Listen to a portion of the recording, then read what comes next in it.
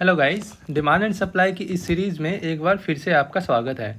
आज मैं आपको बताऊंगा कि किस तरह से हम हमारे ट्रेड में 20 ईएमए का इस्तेमाल करेंगे, जिससे हमारे ट्रेड की एफिशिएंसी और भी ज़्यादा बढ़ जाएगी, उसके चलने की प्रोबेबिलिटी और भी बढ़ जाएगी।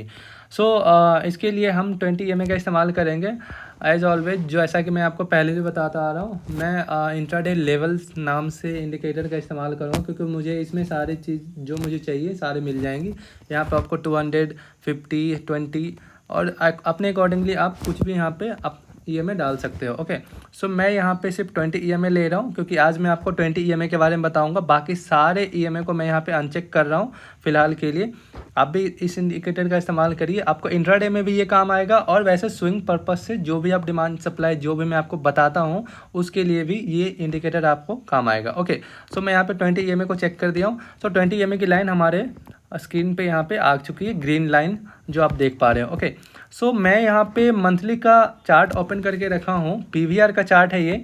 ओके, ये मैं यहाँ पे बैक टेस्ट करने वाला हूँ, आपको बताऊँगा कि किस तरह से 20 ईएमए जब अप ट्रेंड में प्राइस चल रही हो, कोई भी स्टॉक अगर अप ट्रेंड में चल रहा हो और हमें डिमांड जोन पे ट्रेड करना हो, अल्टीमेटली अगर आप देखोगे तो यहाँ पे जो मैं चार्ट लेकर रखा हूँ बैक टेस्टिंग के लिए, अभी फ़िलहाल पीवीआर इस टाइम पे जो मैं बैक टेस्टिंग में लगा रखा हूँ, सो यहाँ पे करेंटली आप देख पा रहे हो कि ऑल टाइम हाई चल रहा है ये। पर अब हम इसमें ट्रेड कैसे करेंगे? तो ट्रेड करने के लिए हम डिमांड जोन ढूंढेंगे। ओके, तो डिमांड जोन आपको पता है कि यहाँ पे डिमांड जोन एक क्रिएट करते हुए जा रहा है, यहाँ पे 3 बेस कैंडल और उसके साथ में रैली, बेस रैली का एक डिमांड जोन है ये। ओके, सो ये हमारा एक डिमांड जोन बन जाता है, क्योंकि इसी डिमांड जोन के वजह से प्राइस ऑल टाइम हाई गई है। पहले का ऑल टाइम हाई यहाँ पर था कुछ, ये आप देख पा रहे हो, ये वाला टॉप।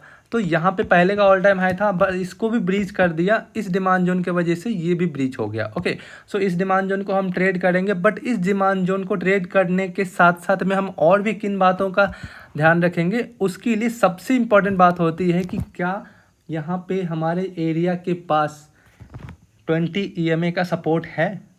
हाँ, आप देख पा रहे हो यहाँ पे 20 ईएमए एग्जैक्टली इसी डिमांड जोन के लोअर लेवल में अराउंड 1621 के पास में मंथली का 20 ईएमए है। ओके, सो इस वजह से क्या होता है कि प्राइस जब कभी भी डाउन आएगी तो हो सकता है कि हमारे डिजिटल लाइन से ना होके 20 ईएमए पे सपोर्ट लेने के लिए आए। ऐसा जनरली होता है। ओके, जब कभी भी प्राइस अप ट्रेंड में चल रही होती है तो 20 ईएमए सपोर्ट की तरह काम करता है, और जब कभी भी प्राइस डाउन ट्रेंड में चल रही हो तो उस केस में 20 ईएमए रेजिस्टेंस की तरह काम करता है। ये बात हमेशा ध्यान रखिएगा। ओके, सो यहाँ पे मैंने बोला कि हम इस वाले डिमांड जोन को ट्रेड करेंगे। ये मंथली का डिमांड जोन है। सो मंथली पे तो ट्रेड करेंगे नहीं। सो मंथली का जब हम एरिया मार्क कर रहे हैं तो हम ट्रेड करेंगे डेली के टाइम पे। ओके, सो डेली के टाइम पे हम देखते हैं कि क्या कोई डिमांड जोन बन रहा है, बट डोंट फॉरगेट हम यहाँ पे मंथली का 20 ईएमए को भी कंसीडर करेंगे, जो कि मंथली का 20 ईएमए हमारे पास 1621 के आसपास में है। ओके, सो हम वेट करेंगे कि प्राइस एटलीस्ट 1621 के पास या 1630 के पास तक आए, तभी हम एंट्री करेंगे। डायरेक्टली हम इस डिमांड जोन को ट्रेड नहीं करेंगे, क्योंकि अगर प्राइस ऑल टाइम हाई से आ रही है सो इसको सपोर्ट देने के लिए ईएमए पे ही इसको रुकना पड़ेगा, ऐसा होता है। ओके, सो मैं यहाँ पे 20 ईएमए की लाइन मार्क कर दिया हूँ 1621 के पास में। ओके, अब चलते हैं डेली पे, हमारी एंट्री कहाँ बनेगी उस पे देखते हैं। ओके, सो डेली का चार्ट मैंने यहाँ पे लगा लिया। अभी प्राइस ऑल टाइम हाई चल रही है। सो डेली पे अगर आप देखोगे तो लोअर एरिया में यहाँ पे एक डिमांड जोन है, बट आप ये देख पा रहे हो कि अगर हम यहाँ पे एंट्री लेते हैं सो इस डिमांड जोन के अकॉर्डिंगली हमारी एंट्री जो बनेगी वो कुछ इस तरह से बनेगी। ओके, सो ये हमारी एंट्री बनेगी, ये वाला एरिया हमारा एक डिमांड जोन का एरिया बनेगा। बट यहाँ पे एक चीज़ आपको गौर करने की वाली बात है कि ये वाला एरिया में हम स्टॉप लॉस कहाँ रखेंगे। स्टॉप लॉस, जैसा कि मैंने आपको बताया कि जब कभी भी प्राइस आएगी, ऑल टाइम हाई चल रही है, प्राइस जब आएगी तो वो 20 ईएमए मंथली को 20 ईएमए को टेस्ट करने जरूर आएगी, वहाँ पे सपोर्ट लेने जरूर आएगी। सो इस केस में अगर हम इस जोन के लोअर एरिया में अगर हमारा स्टॉप लॉस, सपोज दैट अगर हम यहाँ पे स्टॉप लॉस रखते हैं तो हमारा स्टॉप लॉस हिट होने के चांसेस ज़्यादा होंगे। इसीलिए फॉर सेफर साइड हम मंथली का जो 20 ईएमए है उसकी लोअर एरिया में हमारा स्टॉप लॉस रखेंगे। ऑलमोस्ट 1600, आप मान के चलो 1600 के आसपास हमारा स्टॉप लॉस रखेंगे। ओके, सो यहाँ पे हमारी एंट्री होती है लगभग 1700 के आसपास में। 100 रुपये का हमारा स्टॉप लॉस होगा 1600 के आसपास में। ओके, सो और हमारा टारगेट उसी के अकॉर्डिंगली मिनिमम 1:2 का टारगेट हम लेके चलेंगे। ओके, सो यहाँ पे जैसा कि मैंने आपको बताया कि जब कभी भी प्राइस एक अच्छे डिमांड जोन पे अगर आती है एंट्री देने के लिए, तो ये बात का हमेशा ध्यान रखें कि क्या हमारे एरिया में कोई 20 EMA है। अगर 20 EMA हमारे डिमांड जोन के एरिया में लाइज कर रहा है तो हम वेट करेंगे उस 20 EMA पे प्राइस कैसे रिएक्ट करती है उसका भी, क्योंकि जनरली होता है कि प्राइस वहाँ पे सपोर्ट लेने के लिए आती है। मैं आपको दिखाता हूँ इस बैक टेस्टिंग में कि किस तरह से प्राइस यहाँ पे सपोर्ट लेने के लिए आएगी। ओके, और हमारी एंट्री भी होगी, बट हमारा स्टॉप लॉस चूँकि हमने रखा है लोअर एरिया में, तो हमारा स्टॉप लॉस भी जल्दी हिट नहीं होगा। ओके, सो प्राइस अभी आ रही है हमारे एरिया में।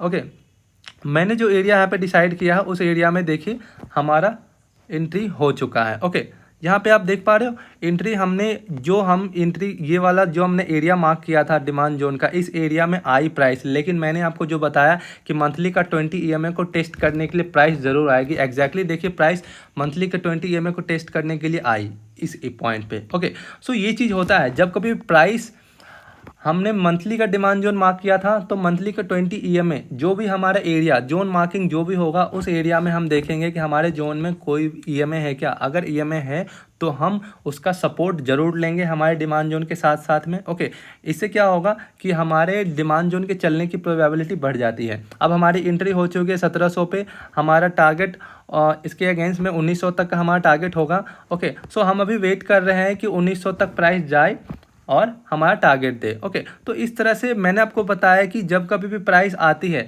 आप देखोगे कि अभी तक हमारा स्टॉप लॉस नहीं हुआ है, प्राइस अभी भी चल रही है, अभी हमारा टारगेट अचीव नहीं हुआ है। ओके, अभी करंट में प्राइस 1830 चल रही है, हमारा 1900 का हमारा टारगेट है। इसमें टारगेट अभी भी अभी भी पेंडिंग है हमारा टारगेट। ओके, सो हम टारगेट तक का वेट करेंगे। लेकिन देखिए आपको मैंने बताया ना कि जिस तरह से 20 EMA पे प्राइस सपोर्ट लेने के लिए आई और हमारा स्टॉप लॉस भी हमने उसके नीचे रखा था ताकि हमारा स्टॉप लॉस हिट ना हो। ओके, सो ये बात का हमेशा ध्यान रखिएगा कि जब कभी भी प्राइस अप ट्रेंड में चलती है, ओके, सो 20 EMA सपोर्ट की तरह काम करता है। तो हम ऐसे केस में हम जो भी डिमांड जोन में एंट्री लेंगे तो हमारा स्टॉप लॉस ये ध्यान रखें कि स्टॉप लॉस हम 20 EMA के नीचे ही डिसाइड करें। ओके, सो ये चीज़ मैंने आपको आज के इस वीडियो में बताने की कोशिश करी किस तरह से 20 EMA काम करता है हमारे डिमांड जोन के साथ में। हमारे जो ट्रेड होती है उसकी प्रोबेबिलिटी और भी ज़्यादा बढ़ जाती है इससे। सो आप भी इस चीज़ का इस्तेमाल करिए। अगर आपको इससे रिलेटेड कोई डाउट हो तो आप हमसे पूछ सकते हैं। मैं हमारे टेलीग्राम चैनल का लिंक इसमें डाल दूंगा इस वीडियो के डिस्क्रिप्शन में। सो आप उससे जुड़ सकते हैं। मैं वहाँ पे हर रोज़ कुछ ना कुछ डालते रहता हूँ ट्रेड से रिलेटेड। ओके, आपको बहुत हेल्प मिलेगी उससे। और मैंने आपको जो बताया इंट्राडे लेवल्स इंडिकेटर का, इसका इस्तेमाल करिए। 20 EMA 200 EMA आपके अकॉर्डिंगली जो भी EMA इसमें मिलेंगे, आपको दूसरा कोई भी इंडिकेटर इस्तेमाल करने का ज़रूरत नहीं पड़ेगा। ये इंडिकेटर मच इनफ है। ओके, और इसके साथ साथ आप इंट्राडे में ट्रेड कर सकते हैं। जैसा मैंने आपको स्ट्रैटेजी बताई थी उस स्ट्रैटेजी पे भी इस इंडिकेटर का इस्तेमाल कर सकते हैं। ओके, सो मिलते हैं आपसे नेक्स्ट वीडियो में। Till then take care.